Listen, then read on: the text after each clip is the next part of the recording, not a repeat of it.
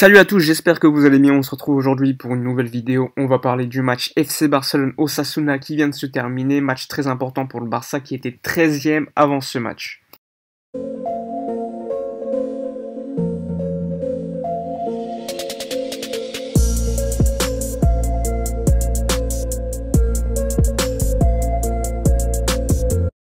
Avant de commencer la vidéo, je voulais vous présenter l'application OneFootball, l'application numéro 1 au niveau mondial pour suivre l'actualité du football. Donc l'application, comme vous le savez, elle est disponible sur l'App Store ou encore sur Android.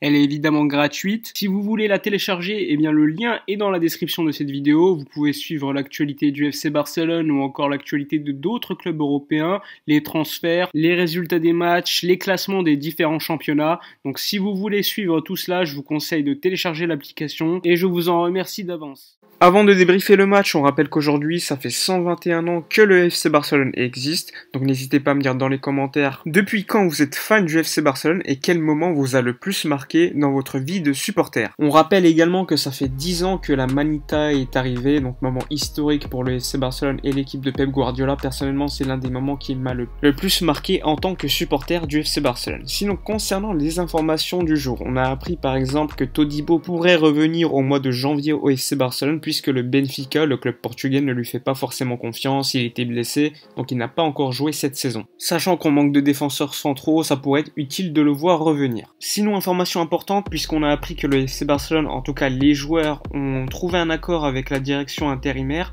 pour baisser leur salaire. Donc le Barça va économiser 172 millions d'euros pour cette saison 2020-2021 au niveau de la masse salariale, donc une très grande nouvelle pour le club. Pas de banqueroute, je sais qu'il y en a qui espéraient cela, mais finalement il n'y en aura pas. Avant le match contre Osasuna, hommage pour Maradona avec une minute de silence. Il y avait également le maillot du numéro 10 lorsqu'il était au Barça en tribune présidentielle, moment très important pour certains joueurs qui l'ont côtoyé, je pense notamment à Lionel Messi. Pour en revenir au match contre Osasuna, Ronald Koeman, lors de sa conférence de presse habituelle, a mis le doute sur Serginho Dest puisqu'il avait eu une petite blessure musculaire et donc il y avait un doute avant le match sur sa participation. Et finalement, il avait été convoqué pour ce match. Il y a également le retour de Sergio Busquets, sans surprise puisqu'il devait revenir lors de ce match. Il y a les absences encore d'Umtiti, Ansu Fati, Gérard Piqué ou encore Sergi Roberto qui eux seront absents pour une longue durée encore. Concernant le 11 mis en place par Ronald Koeman, alors énormément de changements, on voit des joueurs offensifs, on voit pas également l'équilibre qu'a voulu mettre en place Ronald Koeman avant le match, avec Marc-André Ter Stegen au but sans surprise, Serginho Dest finalement bien présent sur le côté droit, Mingueza l'anglais en défense centrale, Jordi Alba à gauche, un double pivot formé de Pedri et Frenkie de Jong, ensuite en attaque, Griezmann sur le côté droit, Messi en 10, Coutinho à gauche,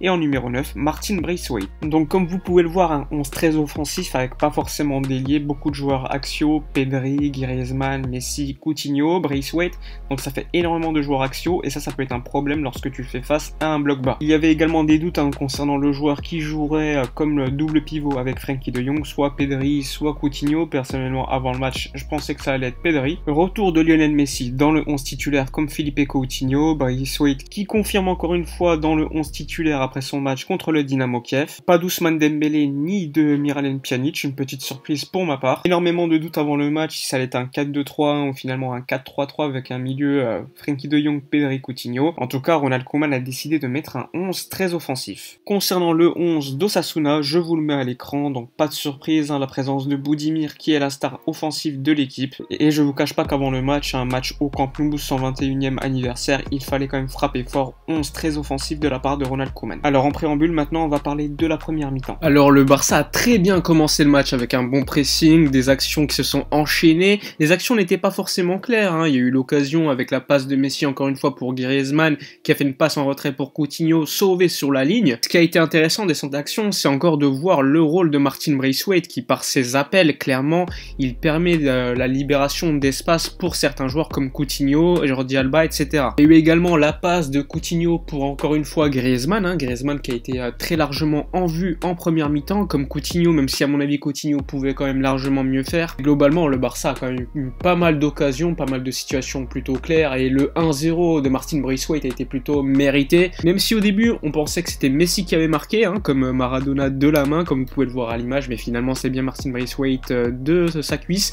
D'ailleurs, encore une fois, avant le but, c'est Messi qui fait un énorme décalage pour Jordi Alba qui patiente, il y a la frappe frappe de Coutinho arrêtée par le gardien, ensuite Braithwaite et c'est le but. Donc encore une fois une action bien construite de la part de l'équipe, même si au début je vous cache pas que j'avais peur parce qu'il n'y avait pas de purs ailiers, mais finalement on a vu que c'était les latéraux qui jouaient ce rôle, hein, que ça soit Serginho Dest et Jordi Alba, c'est eux qui avaient cette responsabilité. Coutinho, Messi, Griezmann, eux étaient beaucoup plus centrés, même si Messi commence comme souvent sur le côté droit. On a eu quand même quelques coups de chaud avec quelques pertes de balles de Pedri, il y a eu le centre d'Osasuna avec un gros arrêt de Marc-André Ter Stegen, mais finalement ça a été entaché par un hors-jeu et une main, mais sinon globalement pas de grosse occasion d'Osasuna. Et avant la fin de la première mi-temps, le but d'Antoine Griezmann, un but exceptionnel, et encore une fois l'action avant elle est très bien construite avec Messi, Serginho Dest qui construisent l'action, le relais il me semble de Martin Braithwaite vers Jordi Alba, et ensuite le but exceptionnel de Griezmann qui met une grosse patate, et le gardien d'Osasuna ne peut rien faire. Alors globalement sur la première mi-temps, j'estime que l'équipe a été plutôt bonne dans le jeu, il y a eu des occasions, même si on peut attendre beaucoup plus d'occasions au Camp Nou face à Osasuna,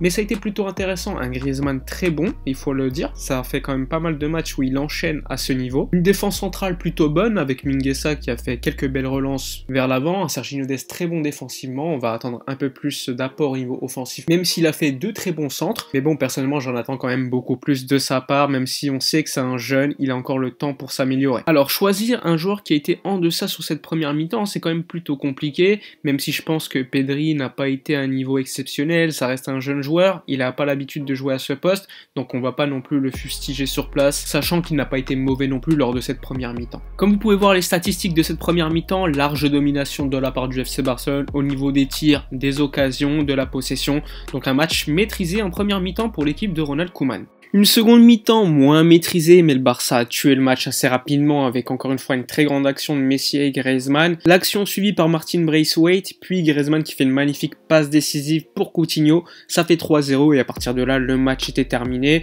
La petite mauvaise nouvelle, évidemment, c'est la blessure de Clément Lenglet, sachant qu'on n'a pas de défenseur central disponible à part Ronald Araujo qui va revenir la semaine prochaine. C'est donc assez inquiétant. On va espérer que la blessure de Clément Lenglet ne soit pas trop grave et qu'il soit absent qu'une ou deux semaines. Sinon, Barça va dans une situation très compliquée, et déjà qu'on a Oscar Mingueza, après ça sera Araujo, donc une défense centrale très très jeune. Donc c'est Frenkie de Jong qui est repassé en défense centrale et qui a fait un plutôt bon boulot, hein. Osasuna a certes eu beaucoup plus d'occasions en seconde mi-temps, c'est logique puisque quand tu es mené tu vas avoir tendance à attaquer. Ça a ouvert également beaucoup d'espace au FC Barcelone, hein. Il y a eu le but refusé de Ousmane Dembélé après un hors-jeu de Trincao qui avait fait une très bonne action d'ailleurs pour la passe décisive, malheureusement refusée. Et là le 4-0 pour le FC Barcelone avec un but de Lionel Messi exceptionnel, et surtout ce que je vais noter c'est la célébration, une célébration historique, une célébration pleine de symboles, le maillot de Newell's Old Boys, club où Maradona a joué, tout comme Lionel Messi, il a été formé là-bas en Argentine avec le numéro 10, donc un hommage magnifique pour un joueur qui a largement inspiré Lionel Messi. Bon, après le match a continué, hein, c'était un match, il y avait 4-0, donc évidemment le FC Barcelone a mis le pied sur le ballon, a essayé de calmer le tempo du match, hein, alors qu'Osasuna essayait d'être dangereux, ils ont eu quelques occasions plutôt clair, il y a eu un poteau après une mauvaise relance d'Oscar Mingueza, mais globalement Mingueza a fait un bon match. Bon, à partir de ce moment-là, il y a eu quand même des occasions pour le FC Barcelone, également pour Osasuna,